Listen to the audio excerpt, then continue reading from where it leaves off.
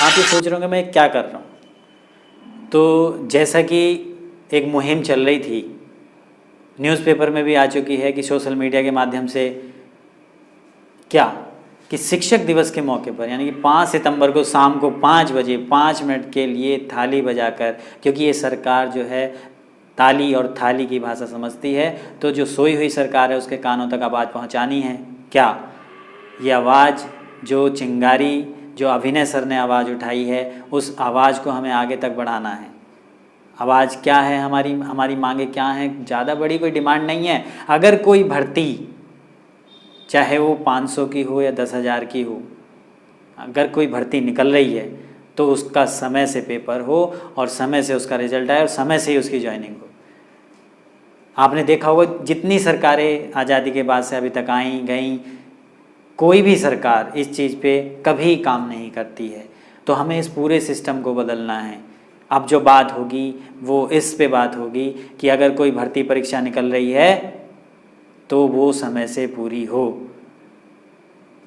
कोई भर्ती निकलती है, एक परीक्षार्थी जैसे तैसे करके पैसे अरेंज करके उसको 500 रुपये का फॉर्म होता है, 100 रुपये का, 200 रुपये का, 800 रुपये तक का भी है बैंक का फॉर्म, कैसे अरेंज करके उसको फॉर्म को भरता है, उन पैसों को अरेंज करके, और तारीख का ही पता नहीं है।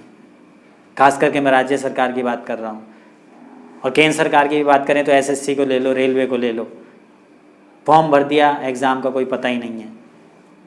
हमने इंटर किया, हमने हाई स्कूल किया, ग्रेजुएशन की, तो उसमें हमें एग्ज़ाम का तो एटलीस्ट पता रहता है कि फरवरी मार्च में जाके एग्ज़ाम होंगे, हमें प्रिपरेशन करनी है। यहाँ बच्चा ये समझता है कि हाँ एग्ज़ाम 6 महीने के अंदर हो जाएगा तो हमें तैयारी करनी है। पता चल रहा है कि 2-2 साल तक एग्ज़ाम नहीं हो रहे, एग्ज़ाम हो रहे हैं तो उनका रिजल्ट नहीं है, रिजल्ट है तो फिर ज्वाइनिंग नहीं है। ऐसा कब तक? अगर कोई भर्ती निकल रही है तो वो भर्ती निकलने के 6 महीने के अंदर पूरी होनी चाहिए, ज्वाइनिंग मिलनी चाहिए। लेकिन ऐसा नहीं होता है। अभी तक जितनी भी सरकारें हैं, वो इतिहास में हमने पढ़ा था कि जब अंग्रेज़ सरकार बहरी हो गई थी तो उसको धमाके की ज़रूरत पड़ी थी उसको सुनाई देने के लिए, तो भगत सिंह ने ऐसा ही किया था असेंबली में बम फोड़कर। तो हमें बम नहीं फोड़ना है, हमें केवल ये थाली बजाकर इस सरकार को इसी की भाषा में जवाब देना है कि अब हम चुप नहीं बैठने वाले। अरे हम शिक्षक लोग हैं, आप विद्यार्थी, हम शिक्षक, हमारा काम पढ़ाने का, आपका पढ़ने का, हमारा काम आंदोलन करने का नहीं है। लेकिन ये सिस्टम हमें मजबूर करता है ऐसा करने के लिए। इतनी सरकारें आई, कितनी गई, कोई इस मुद्दे पे कभी बात नहीं करता। कोई एग्ज़ाम फेयर नहीं होता जब तक कि वो सुप्रीम कोर्ट, हाई कोर्ट में नहीं जाता।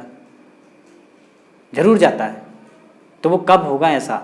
इस चीज़ पे कब गौर किया जाएगा? ये बातें अपनी रखो। ये कोई मेरे भले के लिए वीडियो नहीं है कि मैं, हाँ कुछ लोग तो इसको इग्नोर करके चले जाएंगे, डिसलाइक करके चले जाएंगे। तो जो मेरी बात से सहमत हैं वो आगे तक शेयर करें। हम लोग केवल अपना हक ही तो मांग रहे हैं और बदले में हम क्या दे रहे हैं? हमें क्या दे रहे हो आप? मध्य प्रदेश सरकार क्या कर रही है? स्टूडेंट के साथ लाठीचार्ज करती है।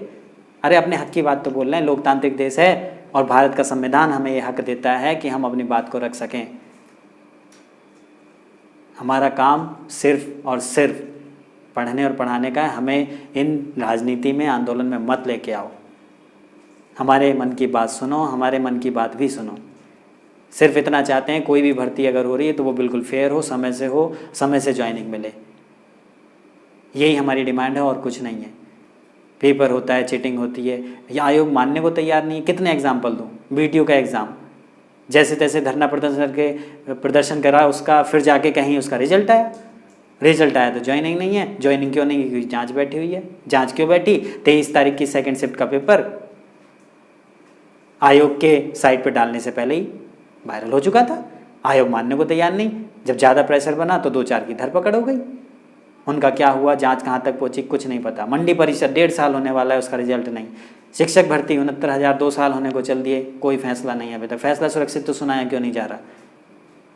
तो ये आपको आगे आना पड़ेगा। ये आपके हक की लड़ाई है, कोई मेरे अकेले की नहीं है। कभी आप सोच रहे मेरे अकेले की लड़ाई है कि आपने तो अपने भले के लिए बना दी। लास्ट वीडियो में मैंने बताया हुआ था कि ज़्यादा से ज़्यादा ट्वीट करो। ट्वीट करने की पावर आपको पता चल गई है। रेलवे ने भी नोटिस जारी कर दिया, एसएससी ने भी तुरंत नोटिस जारी कर दिया। लेकिन आप तो ये सोचते हो कि कौन सी मेरी बात है, मैं तो नहीं कर रहा। एक ऐप डाउनलोड करके ट्वीट ही तो करना है।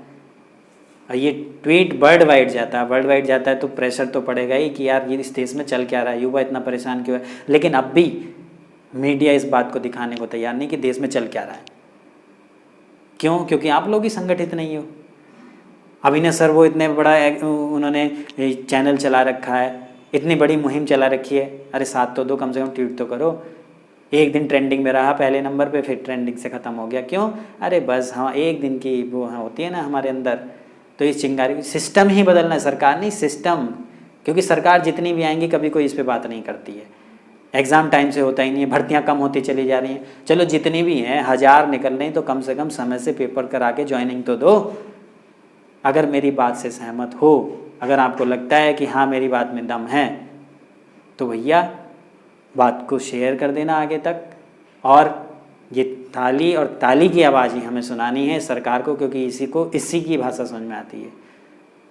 क्योंकि एक विद्यार्थी और एक स्टूडेंट का काम सिर्फ पढ़ने का होता है, लेकिन कलम से, अगर कलम की ताकत को आप जानते हैं, कलम से अगर शांति लिखी गई है तो कलम से क्रांति भी लिखी गई है।